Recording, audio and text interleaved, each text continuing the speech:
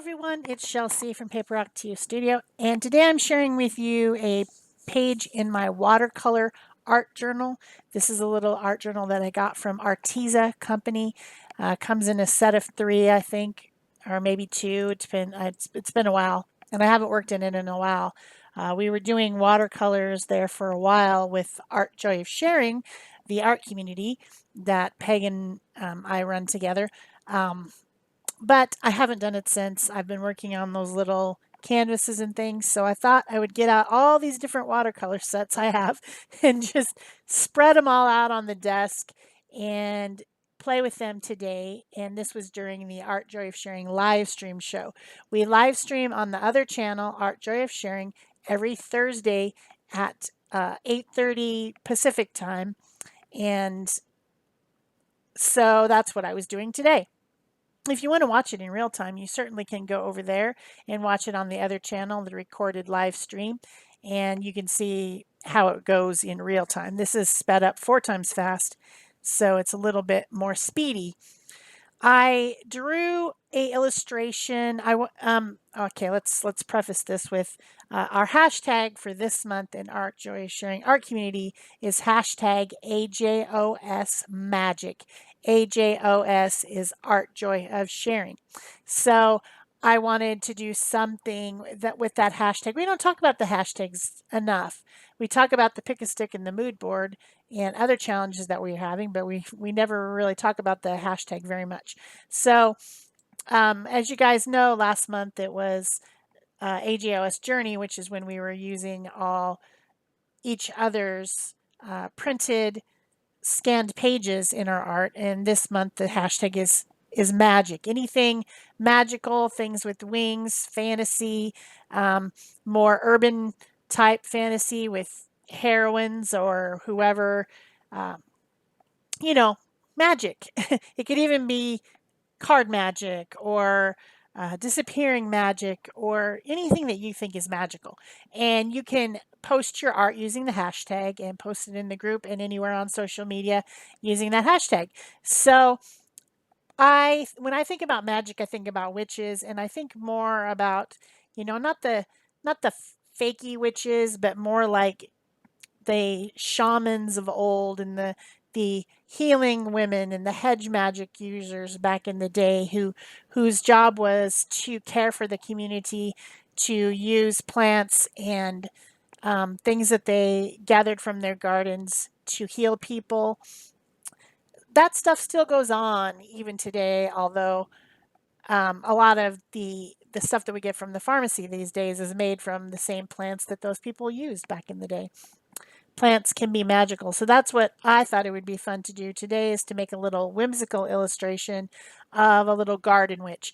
And of course, where I live in Tucson, Arizona, the gardens are full of cactuses. So I wanted to show this little witch working with some succulent and desert plants and working in her back garden. Of course, her house is going to be an adobe style house because we are living in the Southwest, and a lot of the houses are like that, and it's very classic, what you would see. And so that's the illustration I drew. I did draw it with a yellow watercolor pencil. My idea was to make this 100% watercolor, in my watercolor journal today ended up being more mixed media than watercolor because I really wanted to put my illustration lines back. But my thought was I could draw it with a light colored watercolor pencil, and then as I'm watercoloring over it, the pencil lines would disappear, and that is exactly what did happen. However, excuse me, I still have a lot of allergies. Pollen is going crazy here. What happened then was that I did lose the lines, but you can't see the lines in the first place in the video because it was so light. So trust me, there are lines there. I can see them, but I'm not sure that you can. You can maybe see a little bit of a yellow haze. So the drawing was done right before the show while we were waiting to start. We just call that the green room because that's a fancy thing to call it. But basically, we just sit there and chat before the show, just making sure that all of our equipment works and everything is going to be good for the live stream because, technology, want to make sure that everything's working right a little bit before. So I did the drawing in that time frame, which it probably only took me maybe 5 minutes just to draw some basic shapes of cactuses and an adobe house and a little whimsical person holding a plant in her hand. Um, Easy peasy. So then I just have all these. I have more watercolor sets than I know what to do with. Some of them came with the watercolors in them, like this one on the right hand side is a koi travel set from Sakura. The one above it is my cool and warm split palette that I did with Daniel Smith, and then it has some green gold, some quinacridone gold, and some Payne's Gray paints in it as well that are all from Daniel Smith. It's just that little tiny one. I'm not even sure I used it. Then to the right of that, I have another one that has some Lucas and some Core and some Daniel Smith paints in it. That someone sent me that one. I think it was Peg. And then on the left-hand side, I have another one that has all different kinds of paints in it. I had a lot of tube paints from, everything from Daniel Smith and I mean, I just had a ton. I've got some of those honey watercolors from M. Graham, just tube colors that I put into one big palette together. They're not separated out. And then on the other side of that you can't see, one that I actually used quite a bit this time was a palette that I made out of Arteza colors, and I made it using all their like browns and greens because I kind of called it a desert palette. I think the tube set that they sent me, they probably sent it to me to use on my channel.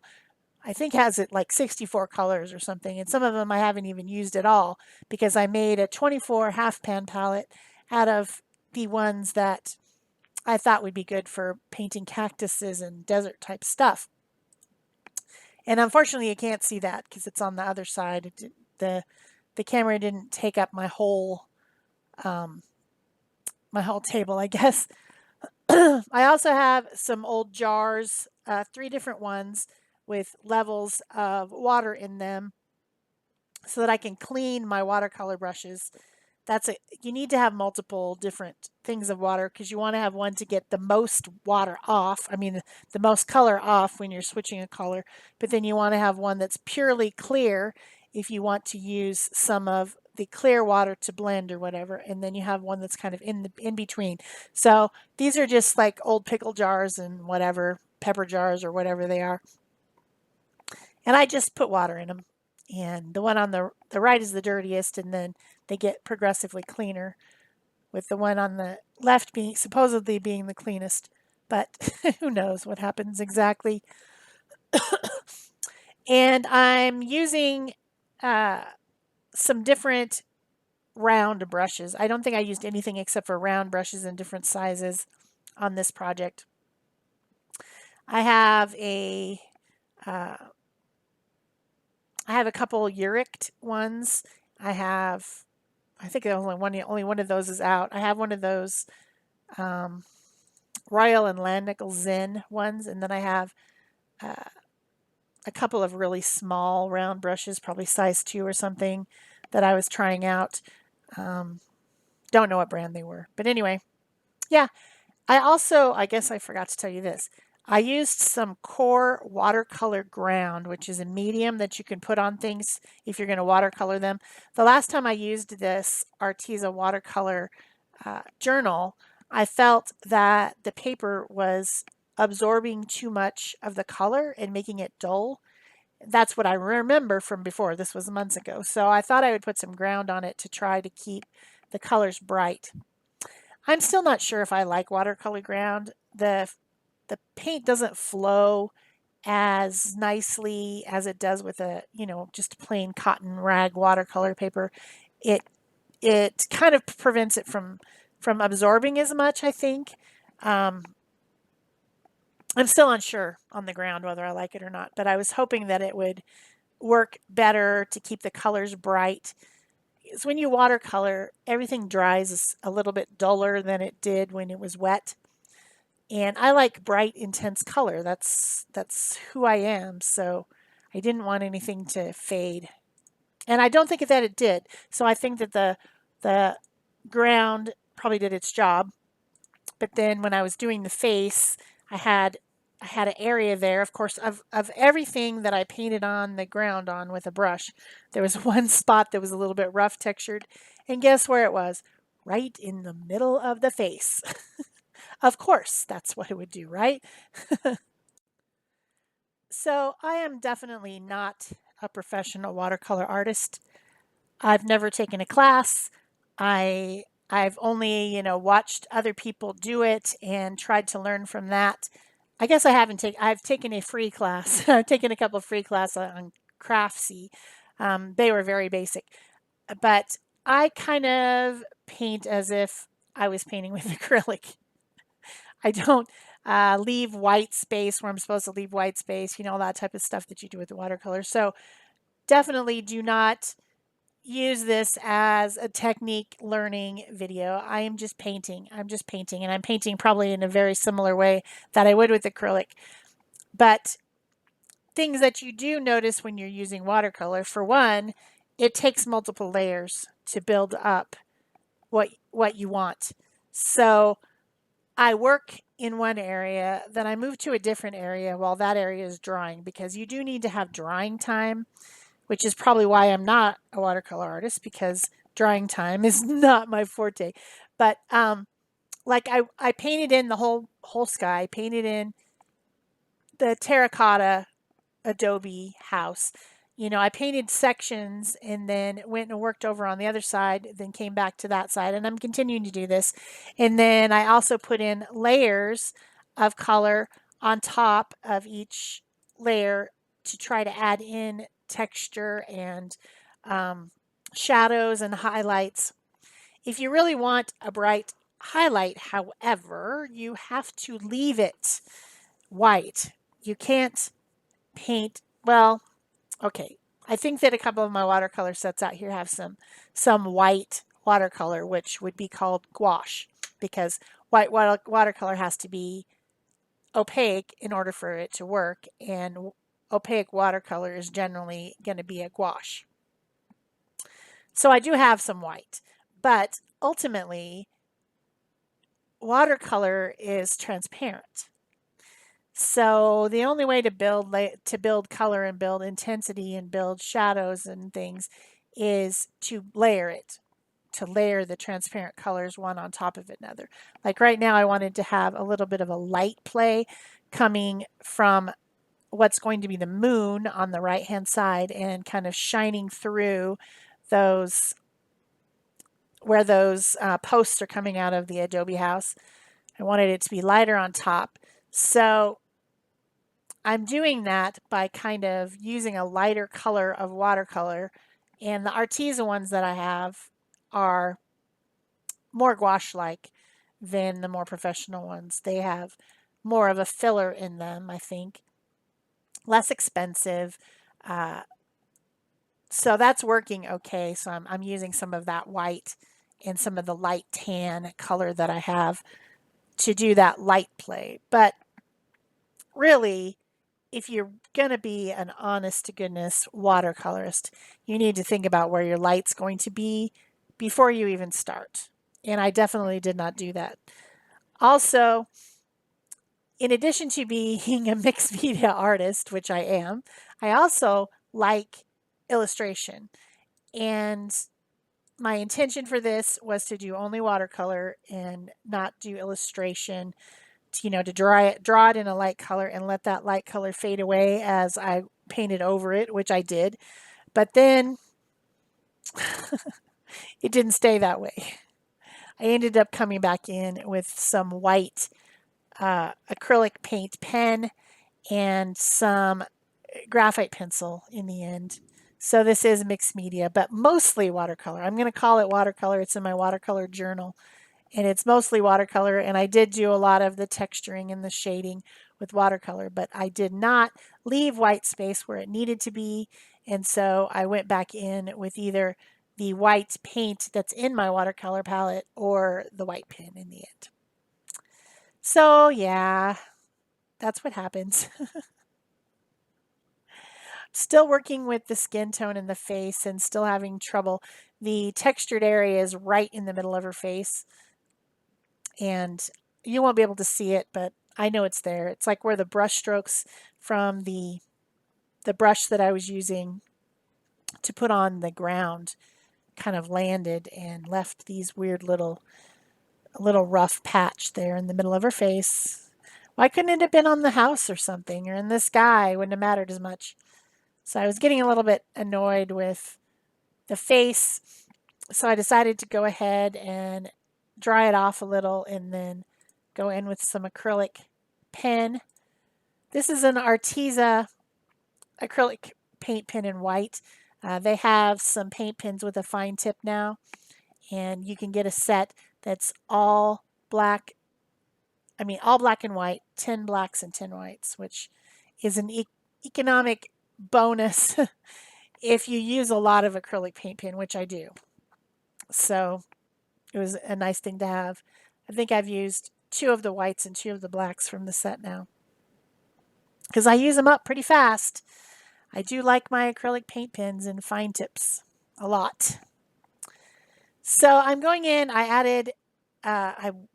added some white stars, a moon and stars in the sky, some pattern to the terracotta pot that she's holding in her hand with a little succulent in it that she's doing her magic with. And then I came in with my mechanical pencil that has a soft graphite in it. I think it's a 2B, so it's not super soft, but it's softer than regular. And did some illustration around the face, drew the features back in, went around the hair. She's supposed to have Harry Potter glasses on, those rounded glasses, because I think it makes her look smart.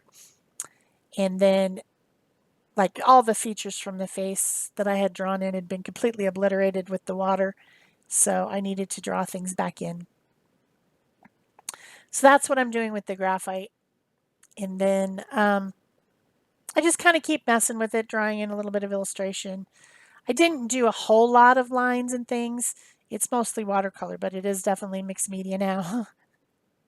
So just a fun little project, something to do to represent that hashtag AJOS magic. I hope you guys will do something too. If you're in the group, post what you have made for that theme, and we'll have a folder for you to put it in. Plus, you can just post it directly in the group.